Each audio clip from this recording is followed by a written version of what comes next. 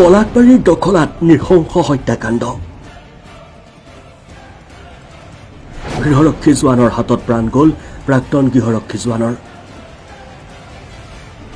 লোহাৰ ৰথেৰে মৰিয়াই হত্যা কৰিলে নয়ন দাসে চিকিৎসাধীন অৱস্থাত প্ৰাণ গ'ল জিতুমণি দাসৰ হয় দক্ষিণ কামৰূপৰ পলাশবাৰী থানাৰ অন্তৰ্গত দখলা গাঁৱত সংঘটিত হোৱা এক নৃশংস হত্যাকাণ্ডই জোকাৰি গৈছে সমগ্ৰ অঞ্চল প্ৰাপ্ত খবৰ অনুসৰি পলাশবাৰী থানাৰ অন্তৰ্গত পলাশবাৰী নগৰ আৰক্ষী চকীত কৰ্মৰত তথা দখলা গাঁৱৰ নিবাসী নয়ন দাস নামৰ গৃহৰক্ষী জোৱানজনে একে গাঁৱৰে জিতুমণি দাস নামৰ প্ৰাক্তন গৃহৰক্ষী জোৱানজনক হত্যা কৰে জানিব পৰা মতে যোৱা মঙলবাৰে নিশাৰ ভাগত টকাৰ লেনদেনৰ বাবেই তীব্ৰ সংঘাতৰ সৃষ্টি হৈছিল দুয়োৰে মাজত অৱশেষত এই সংঘাতে পাইছিল চৰম পৰ্যায় আৰু দুয়োৰে মাজত হৈছিল প্ৰচণ্ড মাৰপিট গৃহৰক্ষী জোৱান নয়ন দাসে লোহাৰ ৰডেৰে মূৰত আঘাত কৰাত গুৰুতৰভাৱে আহত হৈছিল জিতুমণি আনহাতে এই কথা ঘৰত খবৰ দিয়াৰ সলনি গুৰুতৰভাৱে আহত জিতুমণিক চিকিৎসালয়ত ভৰ্তি কৰাই নয়ন দাসৰ পৰিয়ালে অভিযোগ মতে বহু পলমকৈহে জিতুমণিৰ পৰিয়ালক খবৰ দিয়ে ক'ৰবাত কাজিয়া কৰি আহত হোৱা বুলি যি ঘটনাই সৃষ্টি কৰে ৰহস্যৰ পৰিয়ালৰ লোকে জিতুমণিক নিম কেয়াৰ হাস্পতালত চিকিৎসাৰ বাবে ভৰ্তি কৰে যদিও অৱশেষত বৃহস্পতিবাৰে চিকিৎসাধীন অৱস্থাত কৰোণ মৃত্যুক সাৱটি লয় জিতুমণিয়ে এই ঘটনাই সমগ্ৰ অঞ্চলটোত পেলাইছে তীব্ৰ শোকৰ ছাঁ তাৰমানে কিবা এটা পইচা দিছিলে কিবা কামৰ কাৰণে আমাৰ জিতু দাসে তাৰমানে নয়নমণি দাসক দিছিলে কিবা এই আমাৰ যিটো নেকি আমাৰ হোমগাৰ্ডৰ সেই বিভাগটোত থাকে নহয় সেইটো পোৱাৰ কাৰণে মানে পইচা দিছিলে আৰু ডিউটিত পোৱা নাছিলে সি দিছিলে সেইটো পইচা অনাৰ কাৰণে সি গৈছিলে সিহঁতৰ ঘৰত যাওঁতে তাৰপিছতে সিহঁতে পৰিয়ালবৰ্গই লগ লাগি ৰ'দেৰে সিক মাছত বেইনটোত কোবাই তাতে অলৰেডি একদম ডেডৰ নিচিনা কৰি দিছে নিজৰ গাড়ীখনত উঠাই সিহঁতে মনে মনে তাৰমানে কি কৰিছে আমাৰ ওচৰতে এটা চুইচ গেট এটা আছে চুইচ গেটটোত তাৰমানে পেলোৱাত ধান্দা লগাইছিল নেকি মানুহ দেখে তাতে সচৰাচৰ মানুহে যাতায়াত কৰি থাকে সেই ৰাস্তাটোৰে সৈতে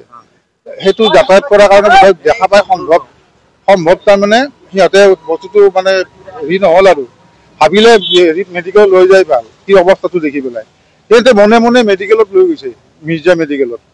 মেডিকেলত লৈ যাই পেলাই কি কৰিছে সিহঁতে তাৰ পৰা এইফালে তো মানুহ লগা হ'ল নহয় GMC যেতিয়া ৰিফাৰ কৰিব তেতিয়াতো মানুহ নিজৰ গাৰ্জেনৰ কথা আছে গাৰ্জেনক সেইকাৰণে কি কৰিছে মনে মনে সিহঁতে নিজৰ মাইকীটো আৰু কোনোবা এটা মোমায়েক বুলি আছে জড়িত হৈ পেলাই সিহঁতে তাৰমানে কি কৰিছে আমাৰ এই অকলশৰীয়া তাৰমানে লৈ যাই পেলাই আৰু তেনেকৈ কি হৈছে সেই পৰিৱেশটো